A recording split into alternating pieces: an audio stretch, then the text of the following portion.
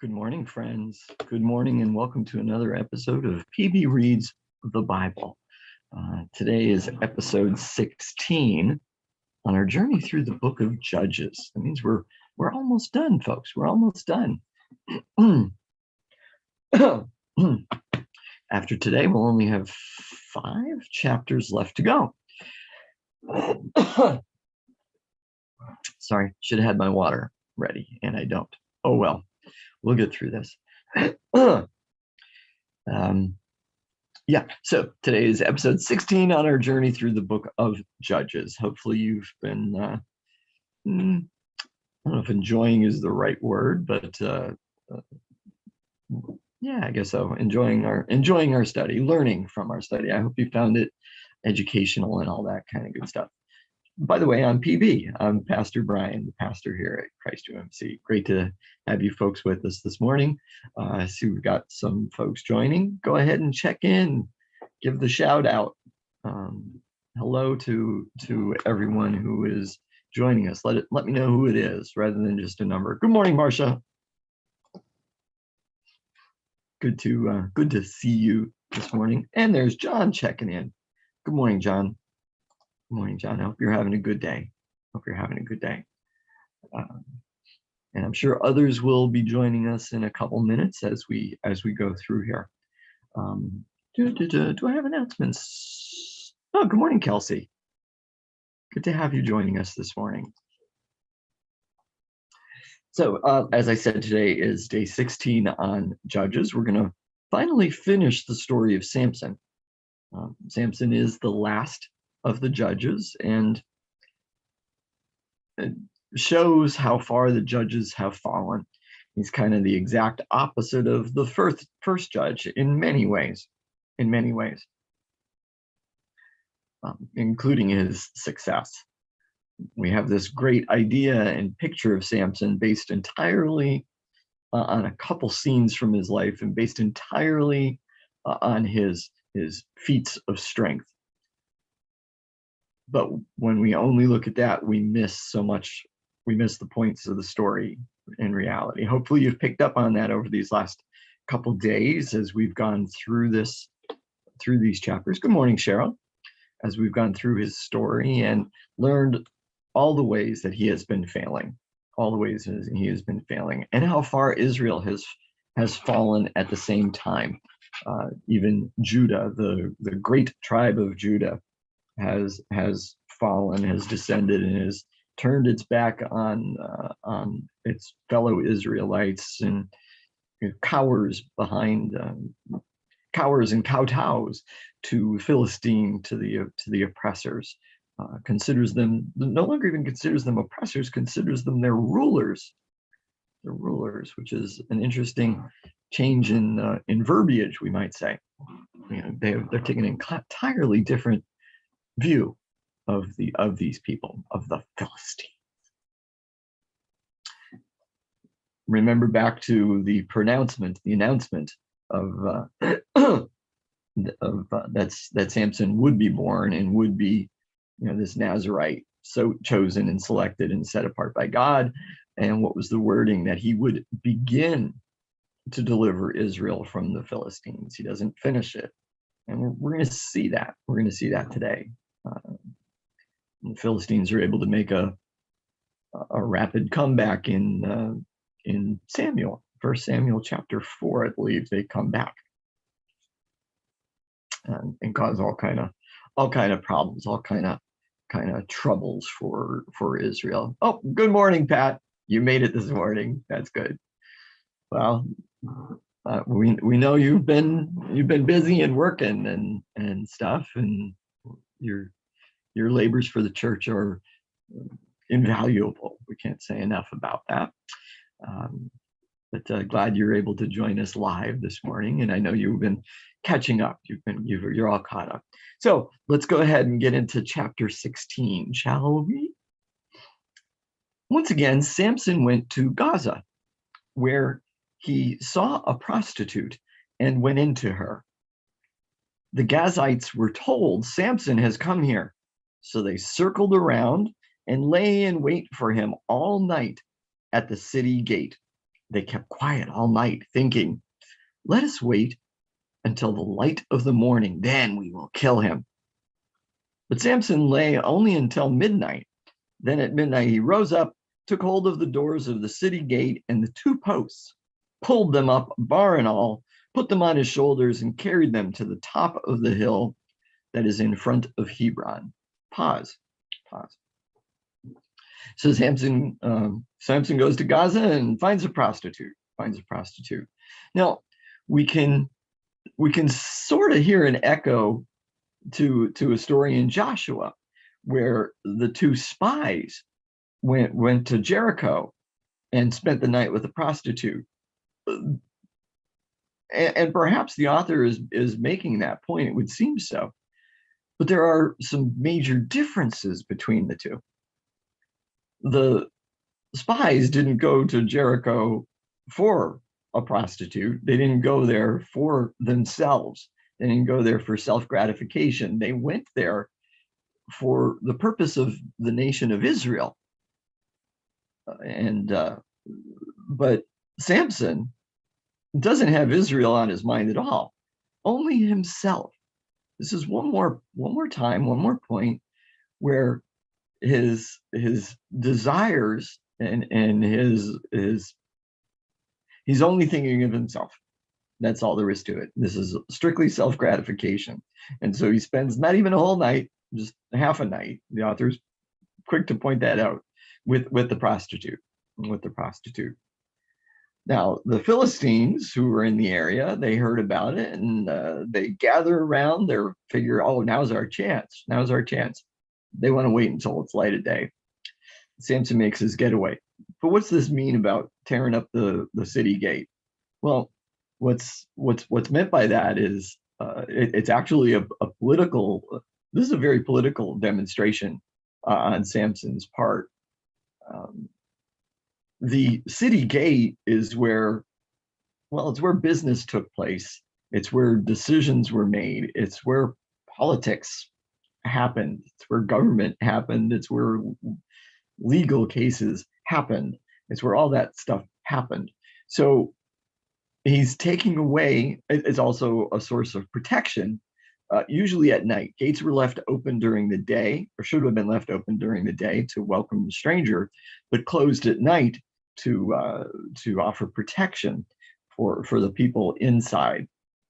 But so Samson grabs hold of the gate, the bar, the posts, yanks it up out of the ground, and carries it for miles and miles and miles, another amazing feat of strength, yes, to Hebron, to what will become basically a holy city. It's where David spends the first part of his term as king, as his headquarters, as the capital. And so he carries it all the way to Hebron and stands it up on top of a mountain. So at least, in theory, the people of Gaza can no longer conduct business. So it's interesting. And he's planting it firmly in God's territory, although he may not realize that, because so far he's really not doing anything for God or for Israel. It's still all about himself. And he doesn't even thank God. Again, he doesn't thank God. He's never really thanked God for his strength or for any of those things. He seems to be, and this might be a little bit of a spoiler, but he seems to be, like we might say, metaphorically or spiritually blind to what's going on, and to God's actions in his life. Remember, keep those eyes and ears open. And he's not. He's blind to what God is doing in his life. So continuing.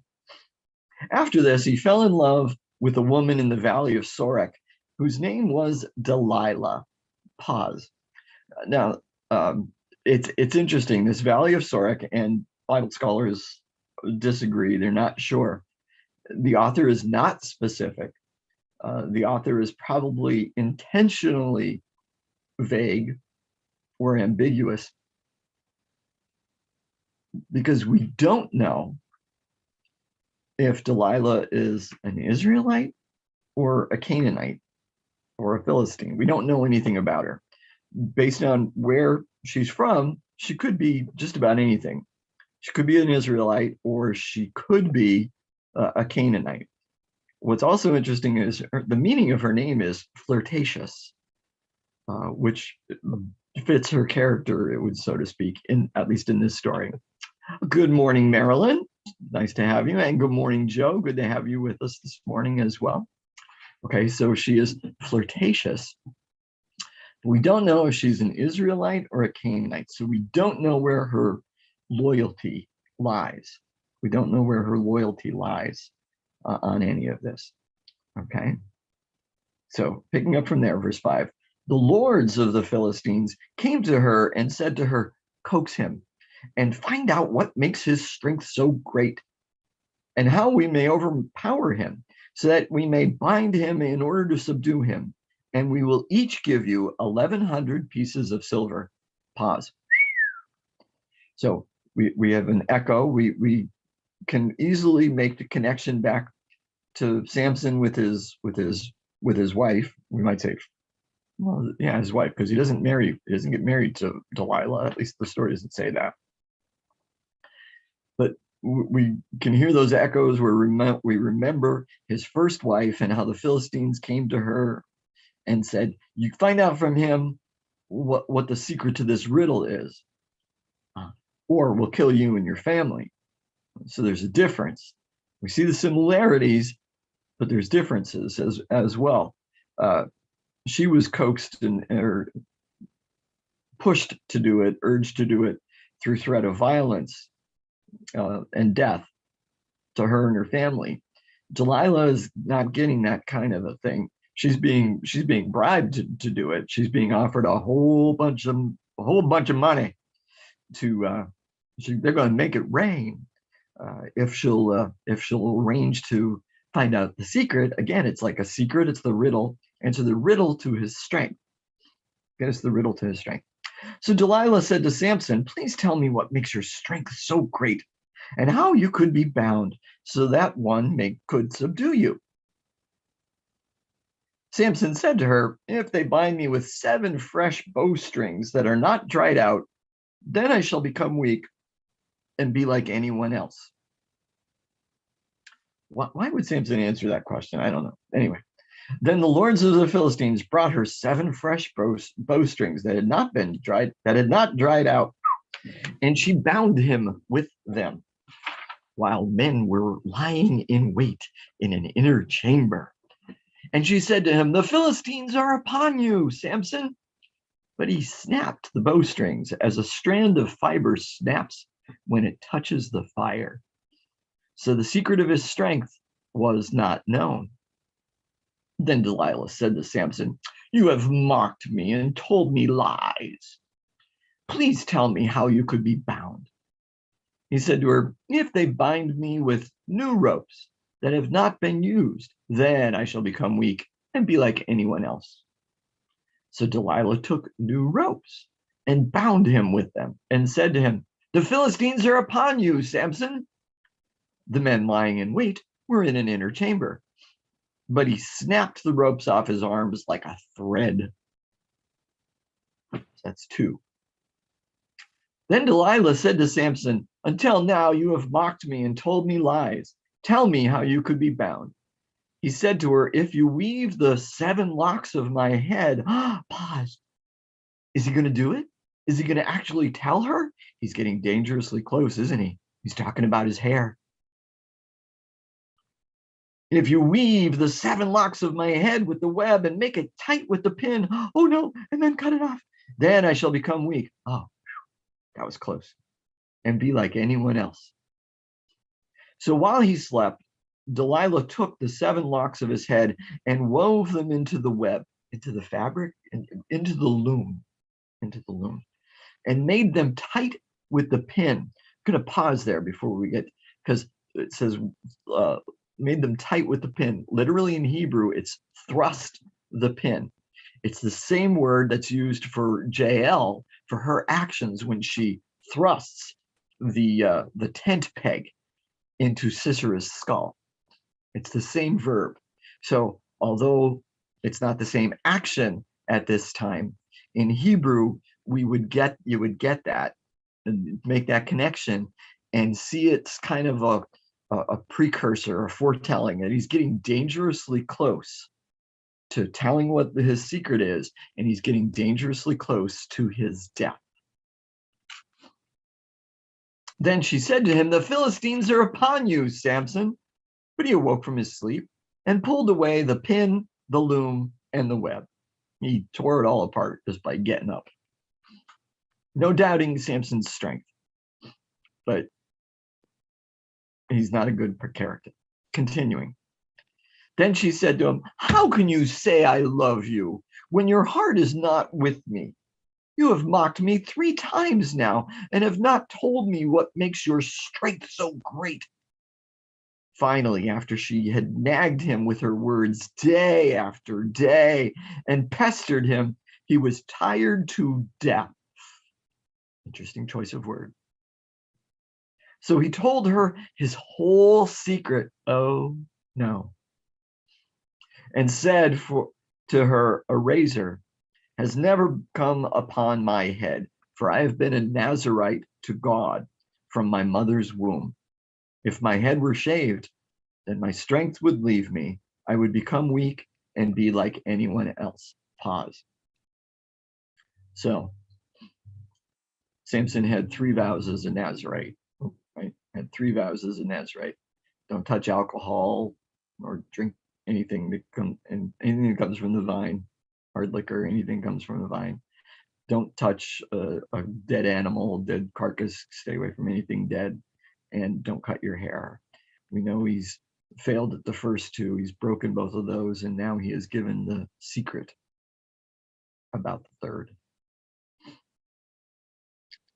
When Delilah realized that he had told her his whole secret, she sent and called the lords of the Philistines, saying, "This time come up, for he has told his whole secret to me."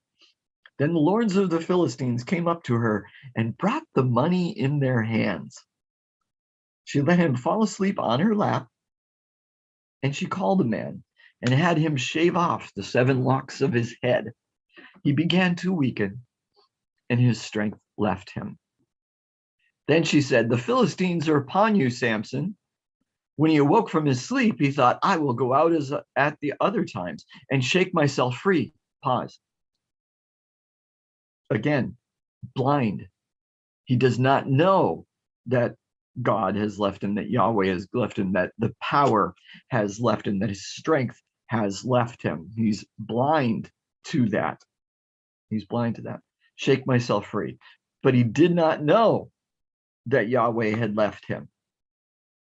So he is metaphorically blind. Verse 21, so the Philistines seized him and gouged out his eyes. They brought him down to Gaza and bound him with bronze shackles, and he ground at the mill in the prison. He is now being treated as a slave, as an exile, and as a woman. It was a woman's job to grind the mill, to grind at the mill. So he's being treated as a female slave. There's also a passage in Scripture, when you have a slave or a foreign woman and she's beautiful and very attractive to you, shave her head. So we've got Samson going from this model of machismo, super strong, to being treated as a female slave. To being female. And then we get to verse 22. But the hair of his head began to grow again after it had been shaved. Pause. That sentence, that verse, is loaded. It is pregnant with possibilities. It is pregnant with possibilities. It is just loaded with possibilities and loaded with hope. Loaded with hope. Because the reader, knowing that the hair is his strength, and reading this verse saying that his hair is growing back, the reader is starting to think, oh, is his strength going to come with it? There's still a possibility. There's still hope for Samuel. There's still hope for Israel. There's still hope for the judges. Continuing. Now the lords of the Philistines gathered to offer a great sacrifice to their god Dagon, and to rejoice, for they said, "Our God has given Samson, our enemy, into our hand." When the people saw him, they praised their God, for they said, "Our God has given our enemy into our hand, the ravager of our country, who has killed many of us." And when their hearts were merry, they said, "Call Samson and let him entertain us." So they called Samson out of the prison, and he performed for them. Doesn't say what he did, but since Samson was known for like riddles and stuff, maybe they just had him do those kind of things. We don't know. They made him stand between the pillars, and Samson said to the attendant who held him by the hand, "Let me feel the pillars on which the house rests, so that I may lean against them." Pause. So he's it's like almost another riddle. He's setting them up, making them think that he's still super weak, when maybe he's getting back some of his strength. I'm so weak, I need something to lean against.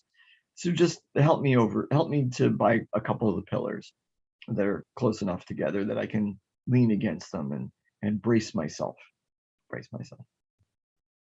Now the house was full of men and women. And this isn't just a regular house. This is, I think it said it there earlier. Anyway, it's they're having this party is at the temple. It's the temple of their god Dagon, because it's a celebration to Dagon. The house was full of men and women, and the lords of the Philistines were there. And on the roof, there were about 3,000 men and women who looked on while Samson performed. Then Samson called to Yahweh. This is the second time that Samson called to Yahweh. Remember, he called a couple chapters ago, or just last chapter, whatever it was. He called out to God, "Save me from dying because of my thirst." Now he's calling out to God a second time. So he calls out to Yahweh and said, "Lord Yahweh, remember me and strengthen me only this once, O God, so that with this one act of revenge, I may pay back the Philistines for my 2 eyes." Pause. Notice what he says versus what he does not say. He does not say that I may participate in your deliverance of Israel, that I might throw these oppressors off of your people. No, it's still all about himself, that I may gain revenge on these people for having gouged out my eyes. It's all about Samson.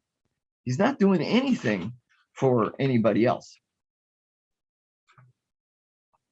Continuing, and Samson grasped the 2 middle pillars on which the house rested, and he leaned his weight against them, his right hand on the one and his left hand on the other. Then Samson said, "Let me die with the Philistines." He strained with all his might, and the house fell on the lords and all the people who were in it. So those he killed at his death were more than those he had killed during his life. Then his brothers and all his family came down and took him and brought him up and buried him between Zorah and Eshtaol in the tomb of his father Manoah. He had judged Israel 20 years. Pause. So, ironically, Samson kills more Philistines with his death than he did with his life, the author points out. What else was I going to say? Oh, and notice those last words. He had judged Israel 20 years. Again, does not say that he delivered Israel. It does not end with there being rest in the land. That expression is never used in Samson's story. It is used in all of the, shall we say, the good judges or the better judges. Also, his reign is 20 years, better than some of those other ones, those last couple, nowhere near as long as the first couple, which were 40. Also, it's only half of the time that the Philistines were said to have been their oppressors, back in chapter 13, I think. It says that the Philistines ruled over Israel, oppressed Israel for 40 years. And he's only able to judge Israel for 20. All right. So Samson is the last of the judges in the book of Judges, but that does not mean it's the end of the book. There are still five more chapters to go through. So what's going to happen next, right? If there's no, you might ask, PB, if there's no more judges, how can there be more to the book? It's an excellent question. You're going to have to tune in tomorrow to find out what happens next. What does Israel do without a judge? Without a judge, what's next? Well, my friends, I do pray that this has been beneficial to you, that you've learned something or relearned something today, that God has spoken to you in some way as you go about your days, not just today, but every day. Keep those eyes and ears. Don't be like Samson. Keep those eyes and ears, physical and spiritual, open to what God is doing in your life, our living, loving, active God is doing in your life and in the lives of those around you. When you see it, when you hear it, say, thank you, Papa, and then tell somebody about it. Until we meet again, my friends, be blessed. Be blessed.